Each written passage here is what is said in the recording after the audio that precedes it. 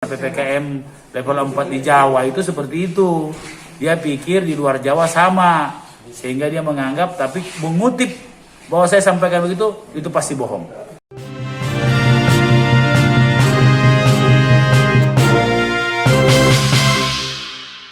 Surat edaran itu Pak yang PPKM level 4 terkait aturan berkendara itu Pak, mungkin bisa dijelaskan sedikit Pak. Jadi saya sendiri tidak pernah bilang seperti itu. Ya, saya cuma bilang bahwa kita memang masuk dalam level 4. Nah, sekaligus saya ingin mengklarifikasi juga, ada salah satu media sosial mengatakan hanya Toraja yang masuk. Saya kira itu hoax. Jelas sekali bahwa Makassar dan Toraja. Nah, saya kira jelas sekali, termasuk itu bahwa harus pemeriksaan vaksinasi, tidak pernah keluar dari mulut saya seperti itu.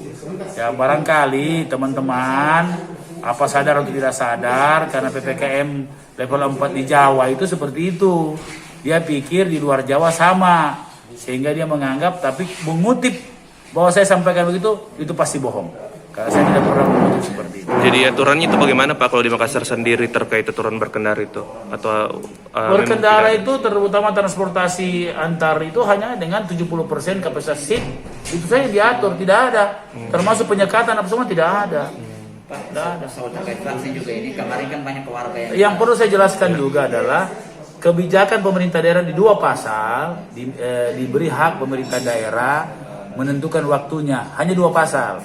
Pertama pasal wartek itu dan pasal kaki 5. Maka wartek saya ambil maksimal jam 10.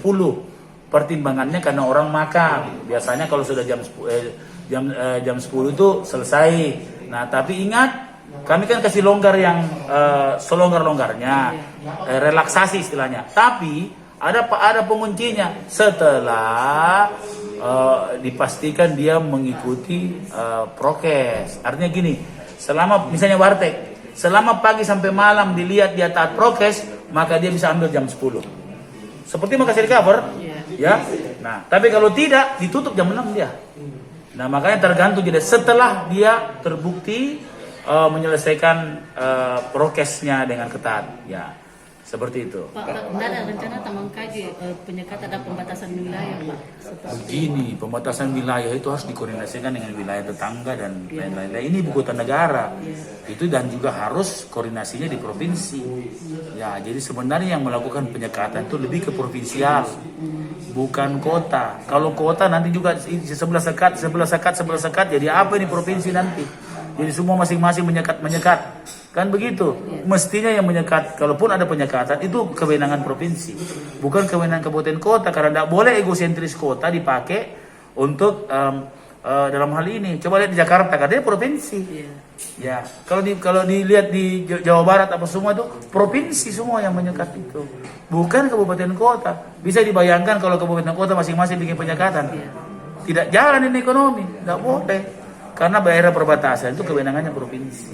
Pak, kalau operasional mall karena ada yang masih beroperasi, ada juga yang tutup Pak sampai tanggal 2 kan nggak salah. Ini banyak sekali pengertiannya soal mall ini. Jadi saya coba nanti rundingkan, termasuk pas kemarin ditetapkan orang sudah resepsi perkawinan malamnya. Nah, saya pikir akhirnya kami dengan Forkompinda sepakat bahwa kembali ke 25% itu di dalam, dan karena orang sudah undangan kasihan. Seperti itu pun masyarakat sekarang memburu vaksin. Nah, kalau seperti sebenarnya tadinya itu kaki 5 dan warteg itu saya ingin kaitkan dengan vaksin. Misalnya yang sudah vaksin sampai jam sampai jam 10, yang belum vaksin wartegnya sampai jam 6 saja, misalnya begitu. Tapi kalau orang mau vaksin, habis vaksin di provinsi, bagaimana caranya?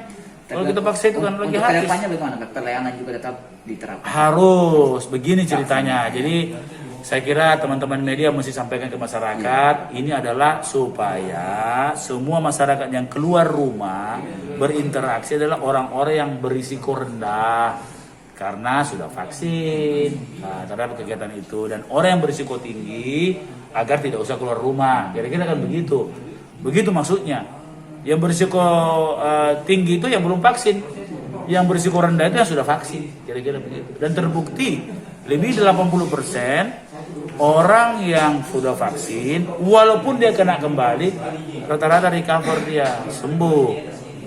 Jadi Dan, ya. perlunya ke depan pelayanan misalnya pelayanan publik ini tetap diterapkan. Oh iya, akan ke sana. Cuma kan saya tidak berani tetapkan kemarin di sini karena situasi ketersediaan vaksin kita tidak mencukupi. Ya,